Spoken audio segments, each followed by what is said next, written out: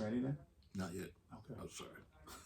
We're waiting for Ronnie. Hey, what's going on? All right, guys. Welcome. Season 1, Episode 4. Now 4. The Great Phardeaux, Part 2. Deuce! He's back. So, when we left off last time, Cliff was talking about martial arts. We left off with Mickey Chan. Yeah. Let's pick up from there. Yeah, Mickey was, he was actually my mentor. And, you know, it's sort of mysterious how this stuff is transferred from one to another. But what I learned from Mickey was I didn't even have to use my hands. It was all, you know, moving somebody else's weight by knowing where they are, and feeling them. And so I think I had mentioned I never hit anybody or kicked anybody the whole time, which I'm proud of that. You know, it's really good. And Moya had said once that, you know, you'll learn all the same things from the same source, but the way you'll do it will be different, you know. And the way it was with me, I was really more passive than aggressive. So I never liked to ever have to hit somebody for doing it like that. So I went more in that route where I could move people the way I wanted to move them. And a lot of times, sometimes they fell down. And it got to the point where, you know, police come and said, well, what happened, Cliff? And then after 4 or 5 times, they said, oh, we know. They were drunk and they fell down. Yeah, exactly. And it was easiest, it was the easiest way to go because the report's easy and, you know, people are drunk in bars. You see that? It happens. They don't have to know that, you know, I may have, you know, inculcated the situation. Manipulated their... Inertia is too big of a word in a report. So anyway, it got to be sort of funny because that's the way they would respond to it. You know? Yeah. But a lot of weird things would happen in bars. And the other one, we were at Tiernan's, and you know, we had our share of problems there too. But we didn't have a big staff. It was basically Rodney, me, and Freddie, and Tall Bill once in a while. I don't know if you ever filled in there or not. The Tiernan's? Yeah. I was at Tiernan's forever. Oh, okay. Yeah, I We forgot. used to do live at 5 when we had bigger Who am set. I? Nobody. Yeah, I forgot. I was there forever. Remember, it was a big set for live at 5 too on Thursdays. Yeah. I did the first Alive at 5, and I worked up until 2015. Yeah, that was a big deal. When I retired. Yeah. So, but one night, there was these wannabe gang members, I think they were.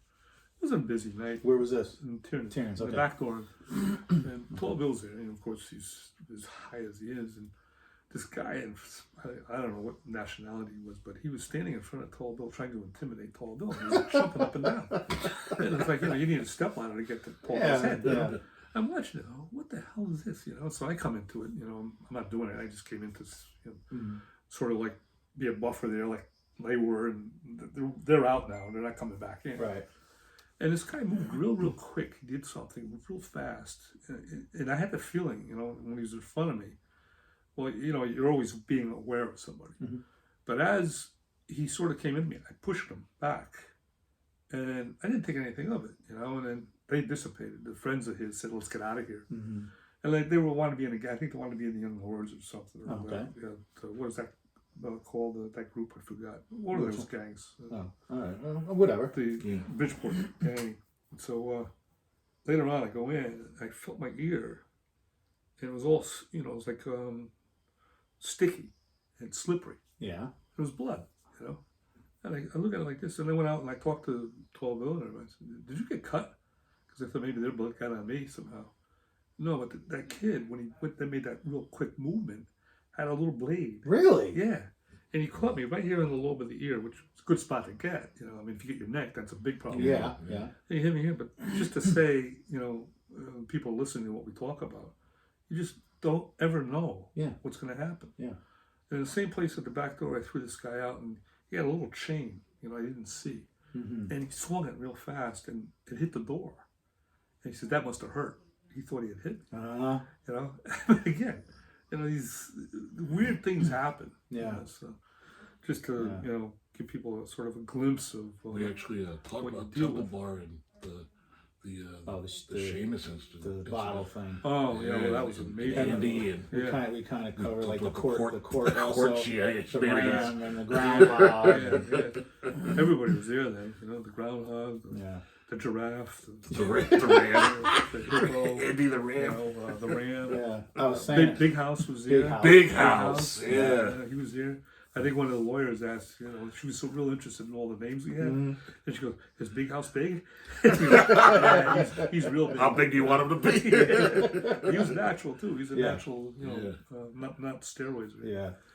And he was big too. But that was a funny story because, that law office was a pretty well known, prestigious. They were very prestigious, and one of them was on TV all the time. Oh yeah.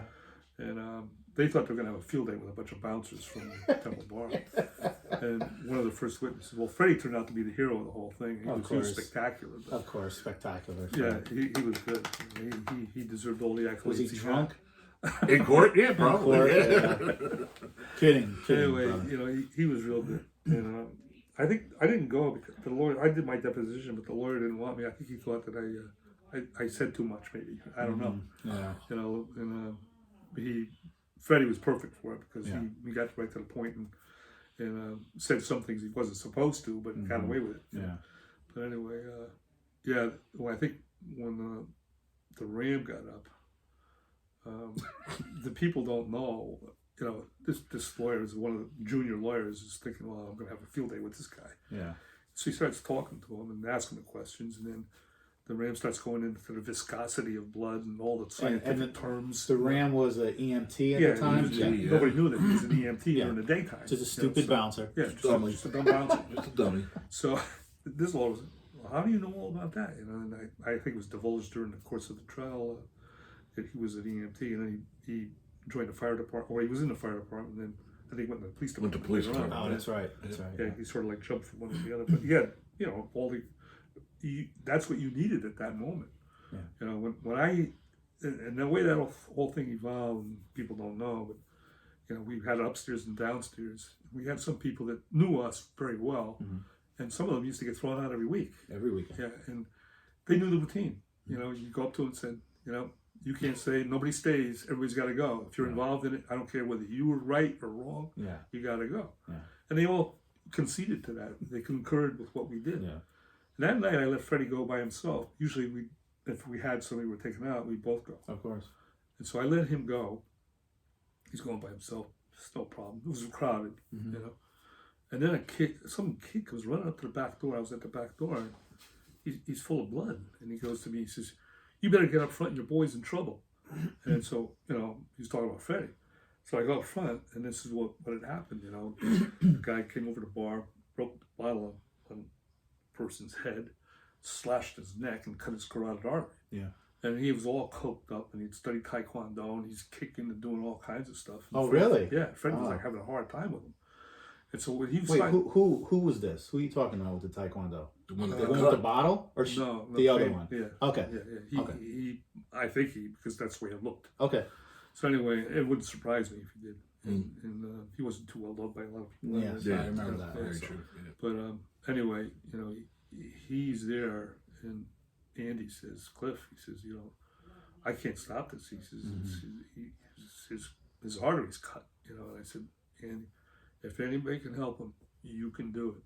He took a cold compress, a cold towel, and put it on his neck, and Andy weighed 240 pounds, so he pressed it right on him. Yeah. And those EMTs came back later and said, "Who's the guy that did that?" I said, he's part of our staff. And he said, "Well, tell him he saved this guy's life." Right. They cordoned off the whole thing like a crime scene. Yeah. That was a really unusual situation. But then, even then, it went on from there, because the guy that ran outside, I think, was the one who had done it. The one covered in blood. Yeah. The one who said your boy's in trouble. Yeah. And then what happened was, there was an off-duty cop walking in. And I didn't know he was a cop because he was in regular clothes. Yeah. And he took the license plate. He saw the same thing I saw, and he took the license plate. Because, as we know, somebody's got blood on him. You don't usually let him leave. Right. You got to see what went on. But everything was so frantic that, he just went out the door. Especially if you think one of the guys is in trouble and somebody's covered in blood. Yeah, exactly. Yeah. So. And that guy was friends with people in the bar, too. Yeah. And so, anyway, they shut the whole place down, obviously. But that kid got caught by Bull's Head Diner. Yes. And he had tossed his ID out, because he had a fake ID. He had a fake ID. Yeah, correct. Exactly. And I think after all was said and done, which looked like a slam dunk case for them, I think the only thing we got cited for was having an underage person in the bar. Mm-hmm. And he had a fake ID. But he had the fake ID. So it wasn't really culpability because he had a fake ID. Right. So all in all, I mean, it ended completely the opposite way that he thought it was going to go. This law firm basically got embarrassed. And it was really, I mean, it was a black eye for them for sure. Yeah. But, I was working at the hotel that night. Oh, really? Doing security, and the cops were there. And they're like, Mel, you're lucky you're not working downtown tonight. I said, why? What happened? There was a huge fight down there, and somebody almost died. I was like, what? Yeah. So I went down right after work. I come in, everybody has their shirt off. Who's got blood on them? I started laughing. I was like, what the hell's going on? Yeah, no, it was really pretty. Oh my God. Pretty wild at that point. That was a Thursday night. I do remember that. It was a Thursday night. Oh, really? That was a Thursday night. Oh my God. Because I didn't work. Yeah. I wasn't here. I worked on Friday, Saturdays. Oh, really? Yeah. So go ahead. Sorry. Yeah. So I'd get back to where I was with Mickey Chan. He had he was my mentor, but he taught it in a way where it's not all, fast hand movements and stuff that we were known for. It was, how you move your body. When you can move your body and you go through that center line, it's much more powerful. So these people would come from all over the world, and we'd work out doing G-style with them. Yeah. And you're just doing it just to filling each other out, not really trying to do something to push them into the wall or anything. Right. Then after a while, you start to do what you know how to do and start moving them all around. They go, what's that? They had a stationary stance, and they did that, do block style with punch and all these different things that they do, techniques and drills. But when you know how to use your horse, which is really a powerful part of your body. Yes, he said horse. Yes. And so, a woman was the one who originally designed this whole style. So you think about body structure. The human body, your hips are the biggest bones in your body. And women are childbearing, so, their hips are important for, to have children. So this woman realized that she could lower her center of gravity. And, once she knew how to move and feel where the person is, she could move off of it. And she had an advantage. And, back then it was the same as it is now. She may have weighed 100 pounds, 120 maybe. Right. And people don't realize that they had women in these schools, the Shaolin temples, all the temples, Hunan and Fusha. And they were called nuns, but they were respected by the elders. And they convened because they knew they were going to get overrun by the Manchus sooner or later. And they convened, and this woman demonstrated her style. What she did was she took human anatomy and took all the background that, Wing Chun had, tiger, crane, snake, and everything else, like snake was from underneath, you don't do that kind of thing. And she organized it towards the human anatomy, where you're not, bending way down, like a dragon, and all the other things, tigers breathe from the diaphragm rather than their chest, which gives you more power. Yeah. And they all looked at it and said, this is what we're going to do. Because it took 20 years to train somebody in the old way. This style let somebody learn, if they were smart enough and physically good enough, 6 months to a year. They could learn how to really, really fight well. And that's how the style developed. And she went out, they overran the temple, burned it down, and she was one of the 5 or 6 that got away. And she went out and was just, surviving. And she ended up on a farm, and a girl was there, and her name was Wing Chun. Oh, okay. So that's how the name was evolved. History. And then that story also goes because she was they had a lot of gangs in China, just like we have here. And one of these gang leaders wanted this girl. And Nee was the one who designed Wing Chun. And she told her, I'll train you. So you tell him that after a year, he can marry you if he can beat you. That's the way it's history, but legend you don't know. But it's an interesting story. Yeah. So anyway, she trained, and if you train 8 hours a day, you can learn a lot in a year's time. And so Nee basically, inculcated all this information to her. And she went out and she beat this guy. And the guy, in China, you don't lose face. I mean, he had to say no. Yeah. He wouldn't get married to her. Right. So she won, and that was it. Yeah. But then it was interesting because it just went from one to another, basically, like, from this one woman to another woman, and from her to her husband, and so on. It was never like a class until finally, I think in the 1940s, Yip Man came into being. And he learned it from, it's not even really known. There was a couple of different people that he had learned from, but he really didn't know the style. And he, like many, was displaced because, you know, he lost property or whatever in China, and he goes to, Hong Kong. And he was like in the back of some, I think it was a YMCA or something like that, a public facility. And somebody else was doing their style in the front of the class, and the man was pointing out little things about it. And he said, "Oh, you think you're so smart? Why don't you come up here and do it," or something like that.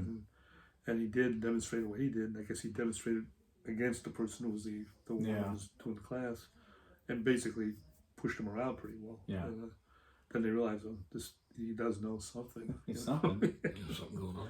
So in Chinatown, they had a picture on the wall. It was Moyat was at the back because he's tall. He's like 6 foot tall. Mm-hmm. Yip Man was always in the front. They're always stoked. They never smile. Right. And then right in the middle was Bruce Lee. Before Bruce Lee became Bruce Lee. As a teenager. Yeah, he was like 14 years old maybe. It was interesting because he was in that class with my instructor, Yip Man. And Moyat became the first instructor outside of Yip Man's school to teach in Hong Kong. Okay. So he had a definite affiliation with Yip Man. And then he emanated to Brooklyn, New York, and then that's when Mickey Chan sought him out, realized that he had come to New York. Okay. They said, "Listen, you're just here. You've got no way of income. We'll pay you to train us in Wing Chun." Yeah. And that's the history of that and how they got involved. Okay. And even Moyat's own son was there for a while and quit. He was like, as like a lot of people, he was young.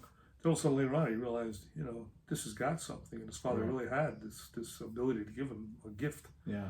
And he trained later on. And he got real good too. Okay. Yeah. And everybody was different, It's like. Did he become a teacher? Yeah, he's a teacher now. He actually he's running the school now. Oh, okay. Was before COVID. I don't know. COVID sort of like changed everything. How old would he be right now? Oh, he's got to be in his 40s, maybe more. Yeah. And he was friends with Mickey, or no? Yeah. I mean, they were all friends, but Moyat's son had left for a while and came back, and learned it. Learned what he was missing. It's almost like the way he was taught was like you gotta discern it and grasp it, and you gotta take it out. Extract it almost. It's not something just given to you. Like you get lessons and you go from there to there. It's real internal. It's probably better that way.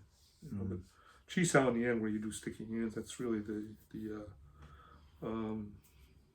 not only the genesis of it all, but it's like the crucible of developing more sensitivity. That's basically what it is. So that was a good background. It was luck I found the right person. Yeah, really. Wow. Okay, so all your years of working in bars, what is your funniest memory? Well, there was one that was really. I think you were there then when Chuck was there, right? He was in charge. He brought me in. Yeah, exactly. Yeah. So I mean, I took over his place after he left, but he was originally in charge. But we had a line out the front door, like we used to have a lot. Yes.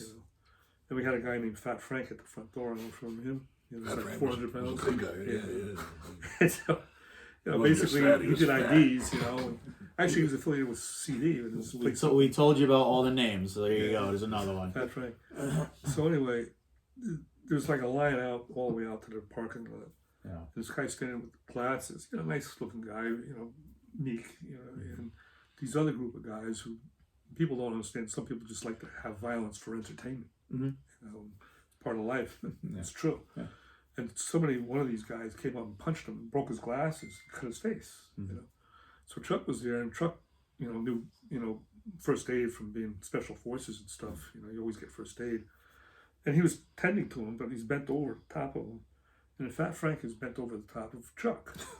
So these guys that did the damage, hurt this guy. There was like 4 or 5 of them. They jumped on Fat Frank. So Fat Frank collapses, and now Chuck's got like 1,000 pounds on him. And his face is pushed sideways into the pavement in the front, and this guy is kicking him in the face. And so then there was Eric. That's all you can see. Eric, yes. Yeah, he was there. Yeah. And Eric somehow. I didn't see the whole thing. I sort of came in part of it because I was inside.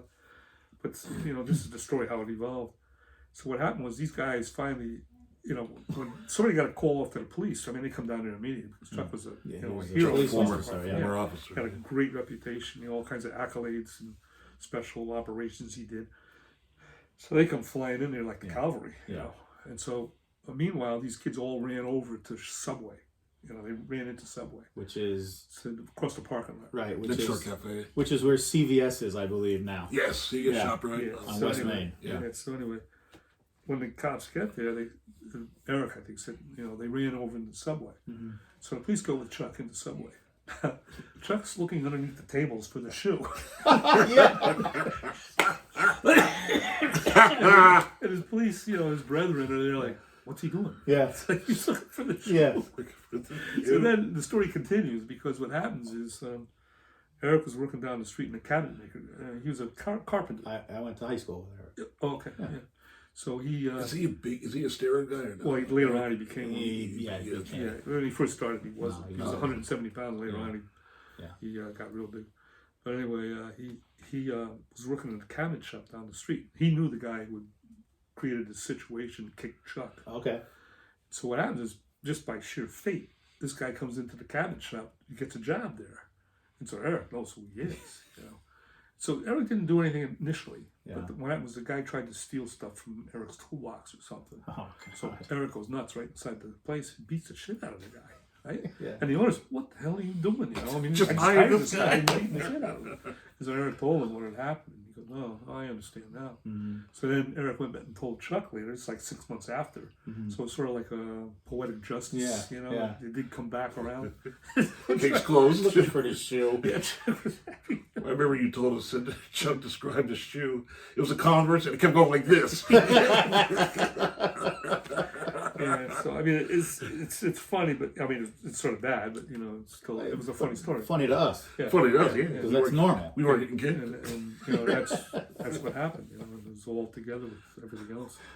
That was like only one incident during the night, and there was a lot of other stuff that happened. Yeah, oh yeah. That one incident was spectacular. How about the night at the Terrace Club? It was real slow, and we were really hungry. And they were cooking for a wedding or something there. Yeah, they partially cooked it. They canceled the party, and there was trays and trays of chicken breasts. Yeah, it was chicken breasts. So we knew it was free game, so we started eating it. And then, what did the chef come in? Or the next day? I think they had the party anyway or something. Oh, did they? The party went on. And there was nothing there to eat, and we ate it all. Chicken's off the menu tonight. Chicken's off, boys! But the chicken was, it wasn't cooked all the way. No. And it might have been the best chicken I ever had in my life. Delicious. That's what because they cooked it halfway, and they just it's halfway next day they finished cooking it. Bunch of dummies in the kitchen at the Terrace Club eating raw chicken. Everybody's always hungry, Oh my God. You find something, you ate it. Went crazy. Stuff was left over from parties and stuff, so you always had something. I remember a real funny thing that never left my memory with Kevin Mugford. Now Kevin was very muscular, into the gym, and he was always trying different diets. So there's one time he was on I think it was high protein diet, and he was up in the corner by the small bar on the riser, and the place was packed. So he farts, and the people just parted like the Red Sea. And I was moving away. I was under the spotlight on that box, and I see all these people move, and I look at him, and he's just like, because he would eat like 20 eggs. Yeah, 20 salt and he'd throw away the yolks. Yeah, because that was the big deal then. Actually, yolk. I love the yolk. Yeah, now they claim that you're throwing away a lot of nutrients. Everything's different. Yeah, so I'll never forget that. Yeah, he was a big bodybuilder. I worked with him at an office building. He was doing security, and I was in the engineering department.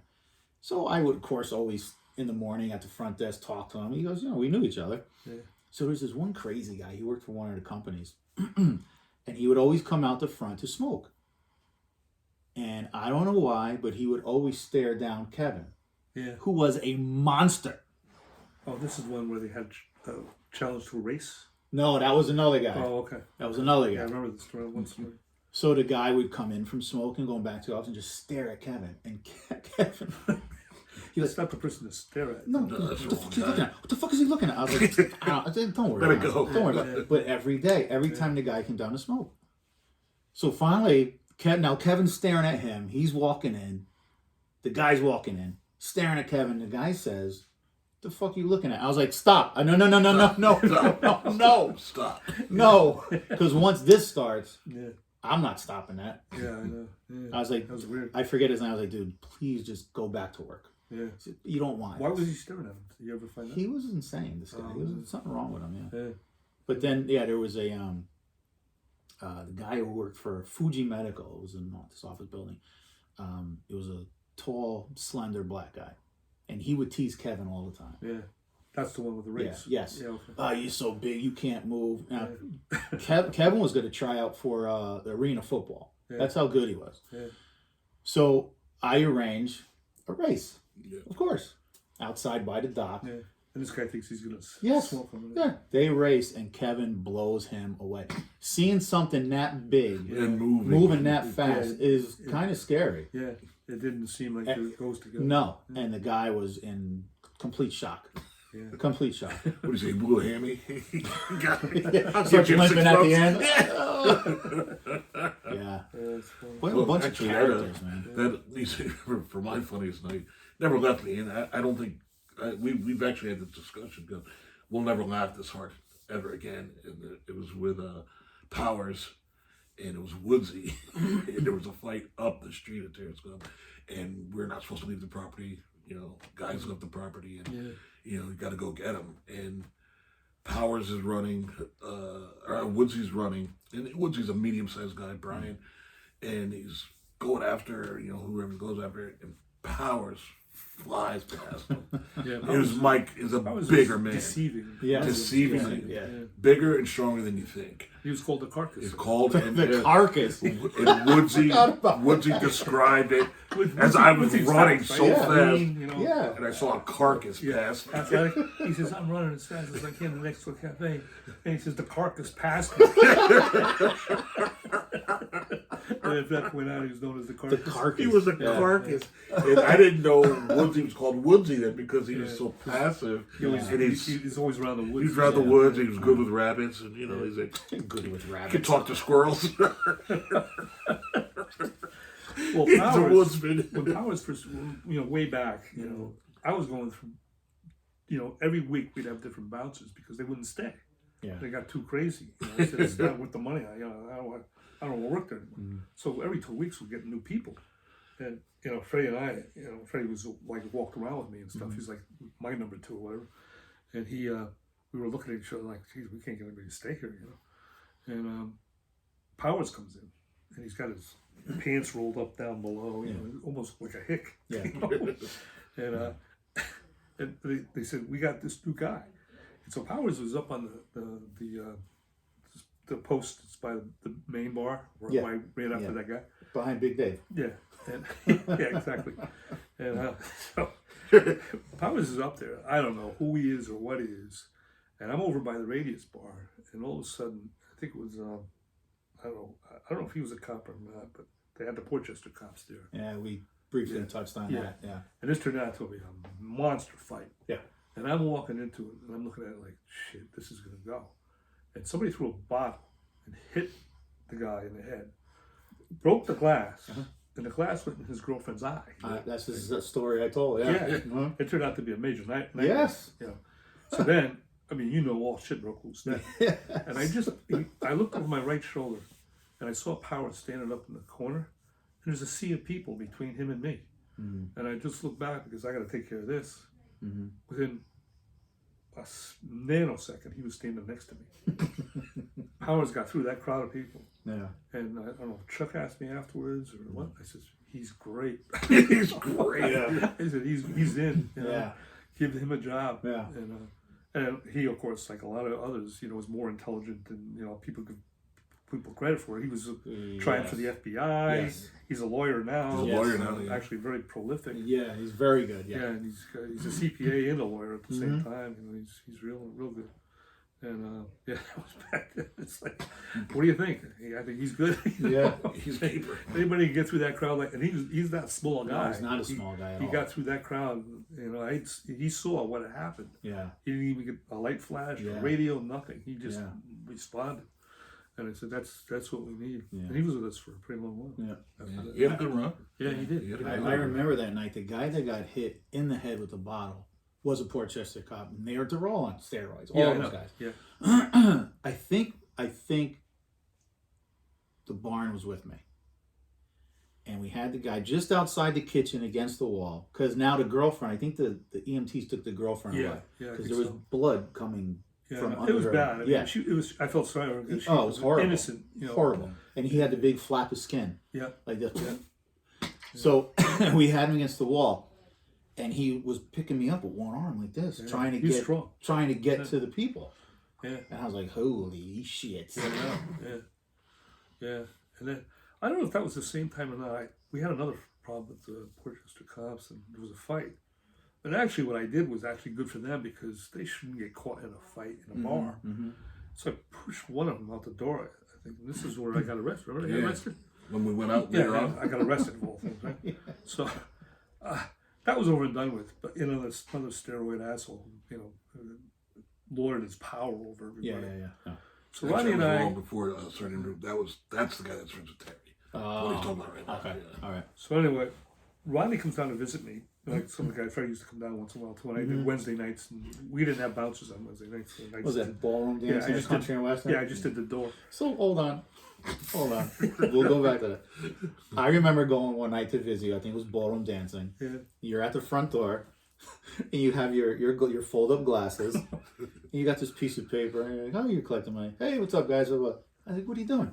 You're like, "I'm working on this algebra equation." Yeah, it was trigonometry. I used to do trigonometry.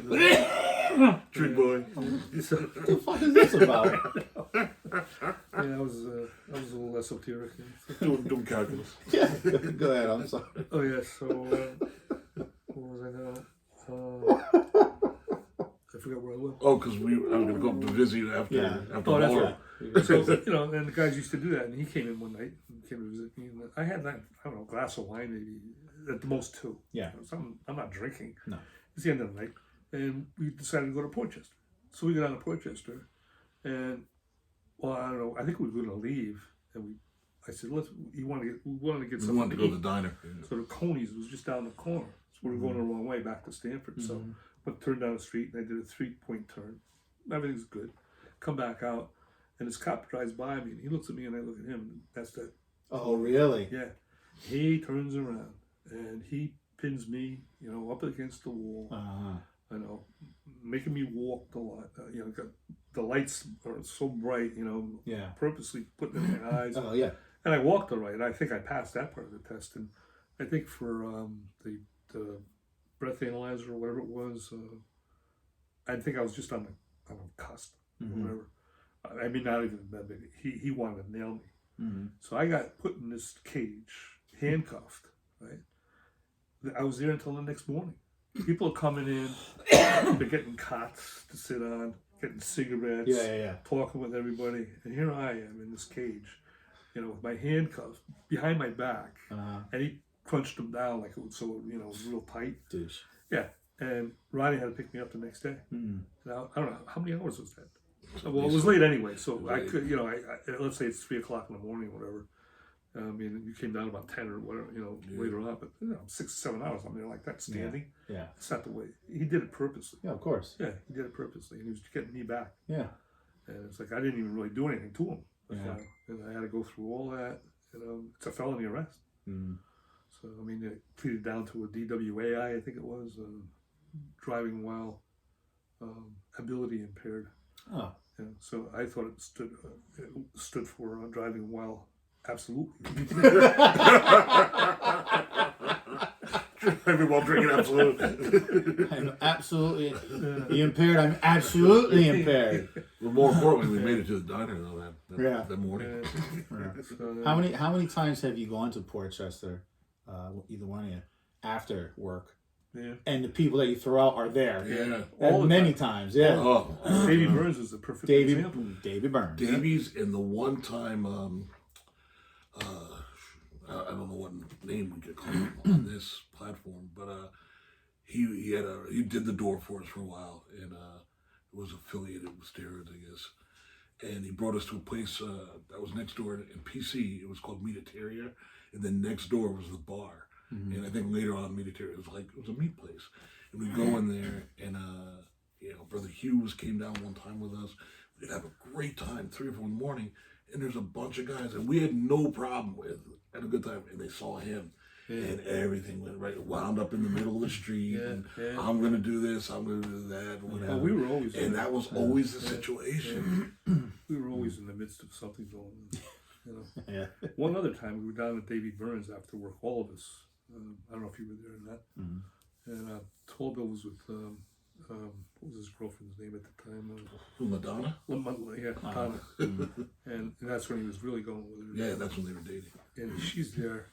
And this guy, Sears, I remember his last name. Well, I won't say it, but anyway, he did manual labor. I think he was, I don't know, carpenter or something.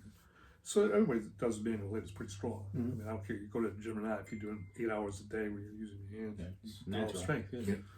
And you may not get a huge size, but you're strong. Your strength is there, And this guy was a little nuts anyway. And he was on steroids on top of it all. And so he started to pick a fight with Tall Bill. But something happened with Tall Bill's girlfriend and him. I mean, he was making an issue out of it. And then he threw something towards the wall. And then this other guy was with him, Yang. Do you remember Yang? Yes. Yeah. And he was like, believe it or not, he could fight. Yeah. And he was half Puerto Rican and half Chinese. Yes.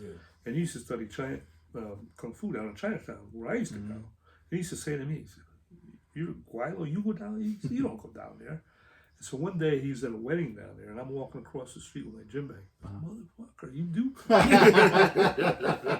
But he could fight, and he was a little crazy. Yeah, he's a Harley guy too. Yeah, Harley guy, and he was there that night, and I walked up to this guy that's causing the problem, and it was going to go. All the bartenders there at Davy Burns were starting to move because they knew us, they knew what was going on. They said, this is not going to be good. So they were trying to get out of the way. So this is all evolving all at once. And so then I walked up to him and I said, you don't have to prove your worth through wasteful conflict. And Yang goes, see what I mean? That's what I love about this guy. That's what I love about this guy. And it was diffused immediately. Pull out some Enter the Dragon shit. You talk about martial arts and stuff. He used the least amount of energy. That was it. So wait, say the line again. The least amount of energy. What's the line again? I said, you don't have to prove your worth through wasteful conflict. Right here first. He's the